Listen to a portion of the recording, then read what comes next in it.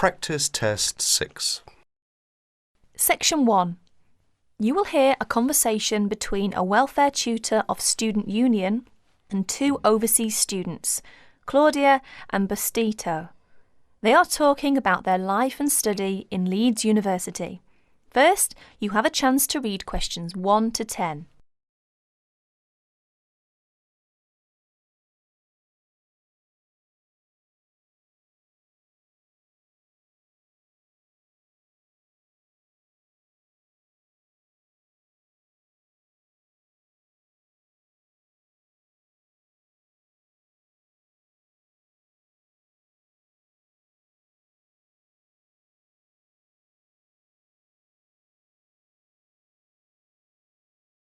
Now listen carefully and answer questions 1 to 10.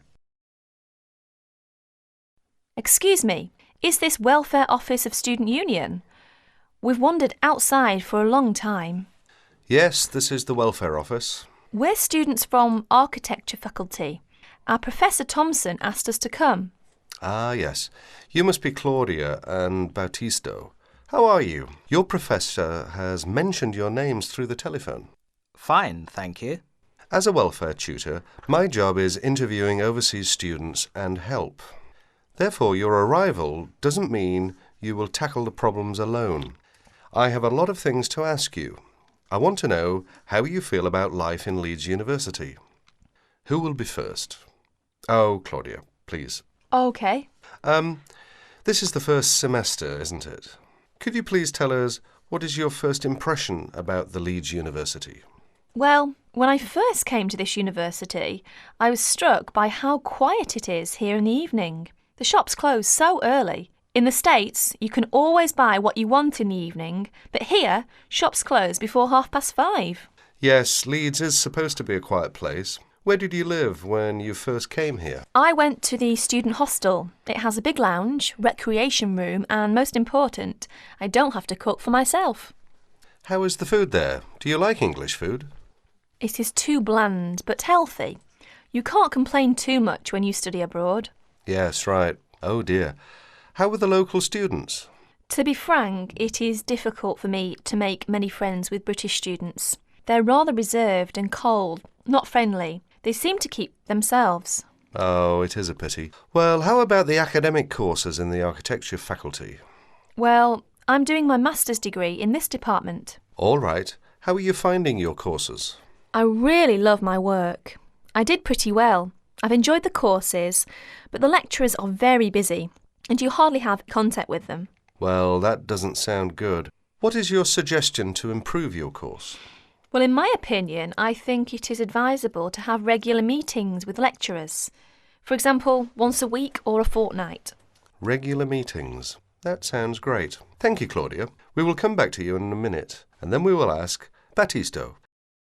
Batisto, are you from the Philippines? Manila, to be exact. And how did you feel about the Leeds University when you first came here? Interesting.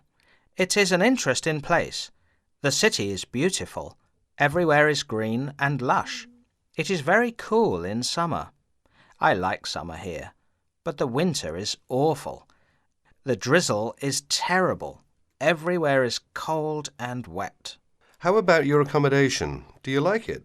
Well, at first I lived with a family. They are friendly. They have twins. They are of the same age as me, and we all like soccer very much. However, it is noisy and difficult to study. Oh, I see. 2 months ago, I moved out of the family and now live in the student dormitory with another 3 students. It is much cheaper. They are very friendly, and I like to live there. And what about your courses? Do you like it? I am doing my bachelor degree. Apart from language difficulties, how do you find out about your studies? Well, but Yes, go on. the main difficulty for me is that the computer centre closes so early and it is always busy and crowded. Students are fussy about it. It is very difficult for me to practice my work. You are not the only person in that position, but can you reserve the computer room? No, we cannot, but it would help if we could reserve the computer time. Yes, I'll look into that and see if we can improve the things over there. Now let's go back to Claudia. That is the end of section 1. You will have 30 seconds to check your answers.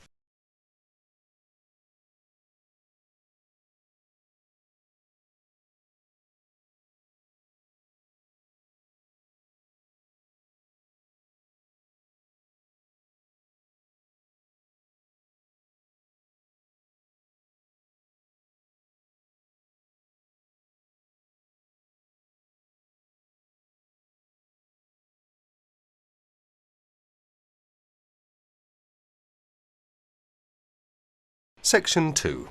Listen to the guided tour commentary and answer questions 11 to 20. You now have some time to read questions 11 to 20 first.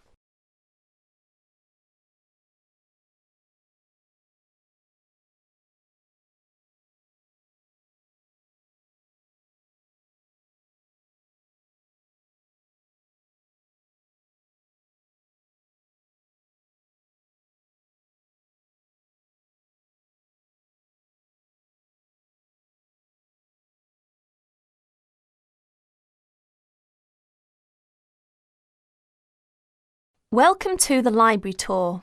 We'll begin our tour of this level of the library here at the entrance. Then we'll go in a clockwise direction. So, first of all, over here on the left, next to the entrance, is a touchscreen information service. These computers can be used at any time to get general information about the library and how it works. In front of the touchscreen information service are the catalogues. As you can see, it's a computerised catalogue system and it's very easy to use. The catalogues are linked up to the other libraries at the university, so make sure you check which library a book is in when you are trying to locate a particular item. Next, along here on the left, we have the circulation desk for borrowing and returning books. The returns area, the place for returned books and other items, is at the end of the circulation desk, near closed reserve. Closed reserve, as most of you probably know, is a collection of books that are in high demand, so they are on restricted circulation. If a book is on closed reserve, you can only borrow it to use within the library for 3 hours at a time. Over there in the corner are the shelves for newspapers. The library has an extensive collection of local and international English language newspapers. They are kept on those shelves for 1 month and then stored elsewhere. As we continue on our tour, around to the right, this large central section is the reference section. Reference texts cannot be borrowed for use outside the library. They must be used within the library. All these shelves in the centre of this level are the reference section. Now, the stairs here on the left lead to level 2 only. On level 2 are most of the law books. To go up to the other levels of the library, you have to use a lift. Beside the stairs are the restrooms for this floor. Now, as we walk around this corner to the right, this large room on the left is the Audio-Visual Resource Centre. You can come here if you wish to listen to a tape or watch one of the library's videos. Next to the Audio-Visual Resource Centre is the photocopying room. There are 15 copiers for student use, and we've recently added a colour copier. The system for copying uses cards, not coins. You can buy a photocopy card from the technician in charge of the photocopying room, or from the information desk if he isn't here at the time. On our right, these work tables are for student use, especially for small groups to work together, or you and your colleagues can use the conference room, which is that small room there next to the lockers. You can work on group projects in the conference room without disturbing anyone, and there's a conference room on each level of the library. The round desk in front of the lockers is the information desk. If you need help using the catalogues, or you need to organise a loan from another library, the information desk is the place to come. And finally, here, beside the exit doors, these 2 shelves contain current magazines and journals. Like the newspapers, they are kept here for a time and then stored elsewhere. OK, that's the end of the tour of this level of the library. I'll leave you to look around yourselves now, and if you need any further help, please ask at the information desk. That is the end of section 2. You will have half a minute to check your answers.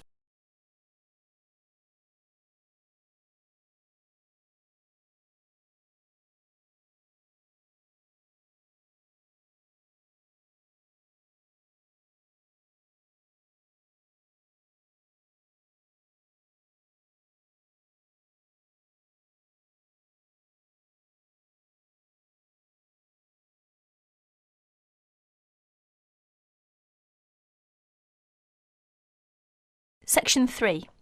Mr. Jackson, who feels that he is physically unfit, is consulting with his doctor about his health condition. Before you listen to their conversation, you have a chance to read questions 21 to 24.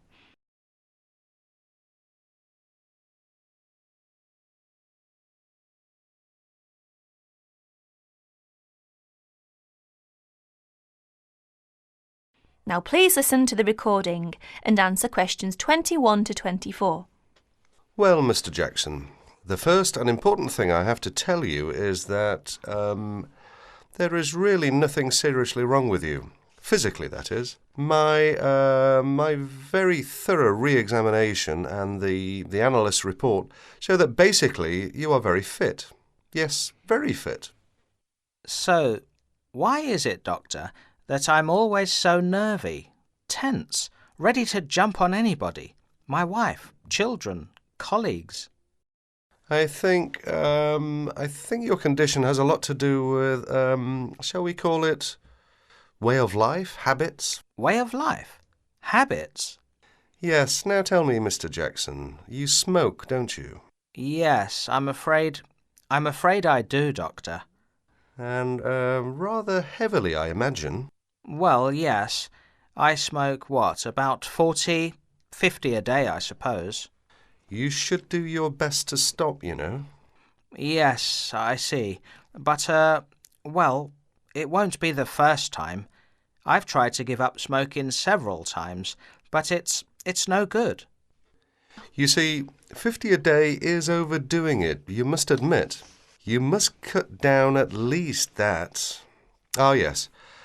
I know that when you're feeling tense, you probably feel that a cigarette relaxes you. But in the long run, I do advise you to make a real effort to quit smoking.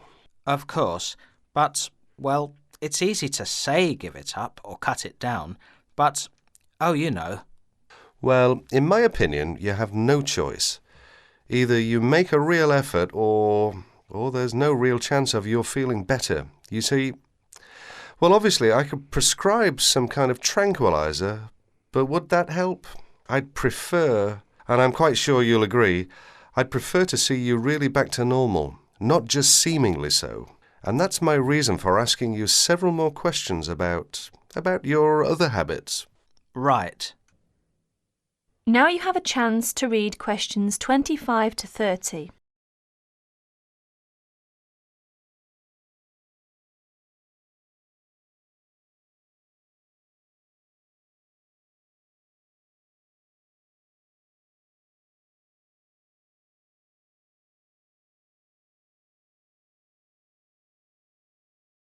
As you listen to more of their conversation, answer questions 25 to 30. Your eating habits, for example. What do you eat normally, during a normal day? Yes, well, I'm a good eater. Yes, I'd say I'm a good eater.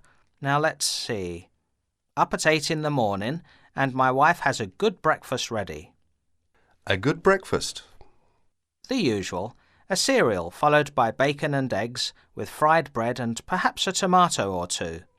Then toast and marmalade, all washed down with a couple of cups of tea. Yes, I really enjoy my breakfast. Yes, I can see you do, but I'd advise you to eat rather less. We'll come to that later. Go on. Then lunch. No, first brunch. A cup of coffee and a bun at 11. Lunch has to be quick, because there's so much to do in the office about that time, so I have a pint and a sandwich in the pub. All very hurried. Try to be in less of a hurry. But I make up for it in the evening. I get home at about 7. Dinner's around about 8. Yes, my wife's an excellent cook. Excellent. It's usually some meat dish, and we like spaghetti as a first course. Spaghetti, a meat dish, cheese, sweet. But then, at the end of the day, shall we say, then I begin to feel on edge again. Most evenings after dinner we read or watch TV, but I get this terrible feeling of tension. Well, I'm sorry to have to say this because you obviously enjoy your food, but I really do recommend that you eat less, and secondly, that you eat more healthily. Instead of having that enormous breakfast, for example, try to be content with fruit juice and some cereal. I see, but 11 says right. Well, that's all right, but lunch should be more leisurely. Remember, your health is at stake, not your job. As for dinner, I'd advise you to eat a soup, perhaps, with a salad. A salad followed by some fruit. But my wife's cooking is superb, granted, and she probably enjoys preparing delicious meals for you. If you like, I'll have a word with your wife. No, that won't be necessary. Thanks just the same, Doctor, but no. That is the end of section 3. You now have 30 seconds to check your answers.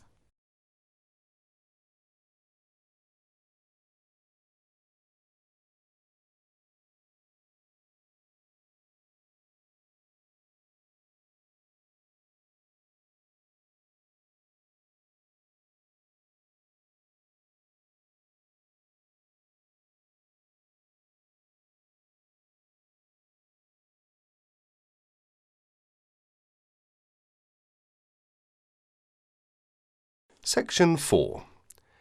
You are going to listen to a student, Liz, giving a seminar presentation on advertising.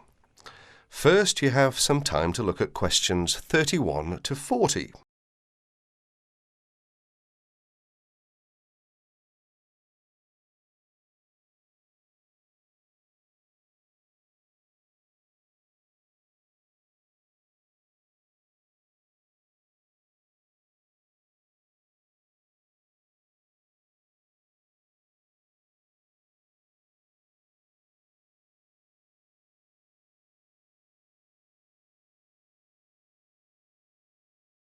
Listen to the talk and answer questions 31 to 40. Today, Liz is going to give her presentation. Liz? For my presentation, I looked at the different forms of advertising, especially at how women are portrayed by the media. So, Liz, tell us what different forms of advertising you looked at. As you can see from the outline on the screen, I looked at a wide variety of different medias, including billboards, television ads, newspapers and, of course, the internet. Oh yes, I almost forgot. I also looked at films. And what was your main finding? Well, I've brought some samples in to show everyone, which I hope will make it a little clearer. But first of all, I'd like to take a look at this first advert, which is from, believe it or not, a popular women's magazine. Now, even though this is a women's magazine, as you can see, women are portrayed in what we might call a submissive role. That is to say, that they are always the ones doing the housework, going shopping or caring for the baby. In fact, you may notice that most adverts concerned with household products, such as cleaning materials, as well as food and baby items, are generally directed at women. Another thing you may notice about the women is that they are nearly always very slim and beautiful, even middle-aged women. None of them are ever shown to be poorly dressed or to be overweight. So, Liz, how are men normally portrayed in these adverts? Well, if you take a look at the next picture, which is in fact from the same magazine, you will notice that men are seen to be strong, powerful and in charge. They give the image of being in charge, being the ones who make the decisions. And generally, they are dressed either in sports clothes, showing their prowess or fitness, or a business suit, which serves to depict their social status. You mentioned that you also looked at films. Do these same images apply to the movie industry? Yes, they do indeed, and again, I have some images to show you. This time, however, I've arranged the pictures so that you can see clearly the different roles that men and women play in the films. Notice, first of all, that it is the man who is in charge. He's the one driving a big, luxurious car and constantly contacting the office on his mobile phone. Now, if we look over here to the women, we see she is subservient to the man. She's his secretary, in fact. And if we take a look at her office, we see it's shared by other women and open to the public. In contrast, her boss's office, who is the man of course, has a very large, spacious office all to himself. And if the woman wants to enter, she first has to get his permission. That is to say, she has to first of all knock at the door and wait until he invites her to enter. However, if the man wants to talk to the woman, he simply picks up the phone and requests her attention. Are there any images where women are not shown to be of a lower social status to men?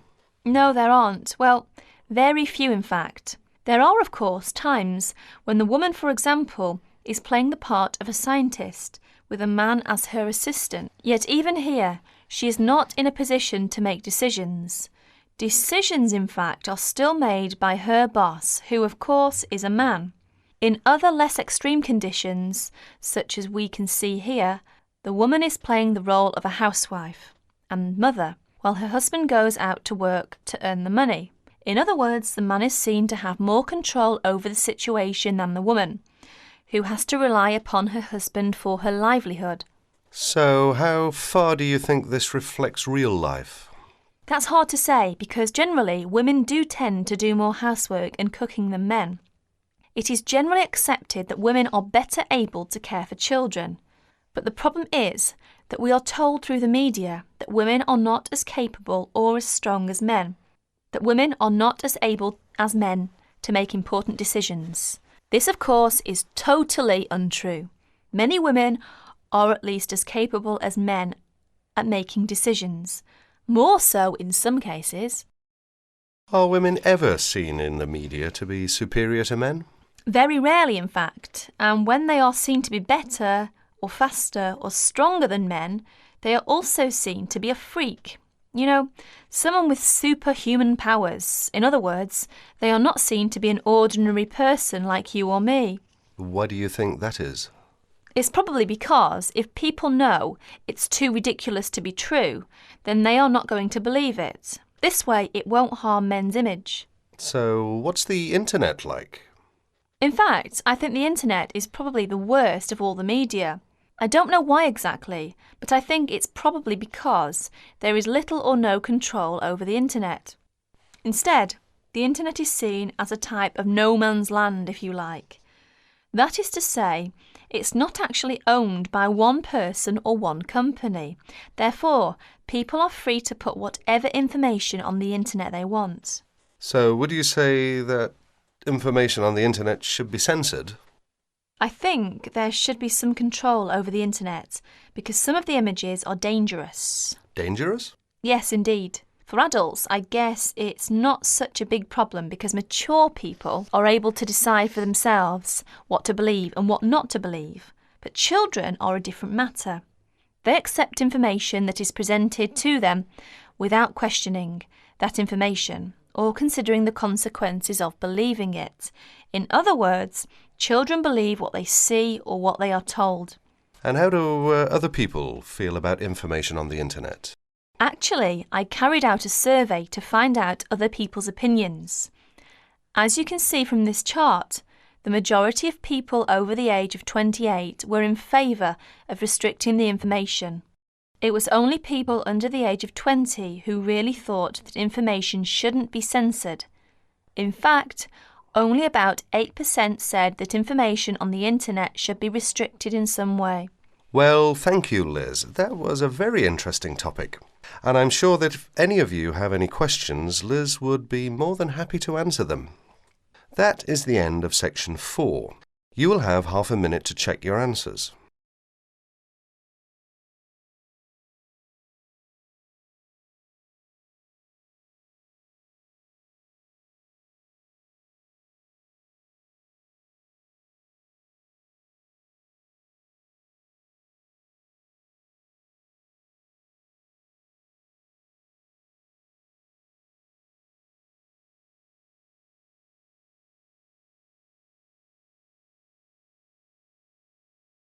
That is the end of practice test 6.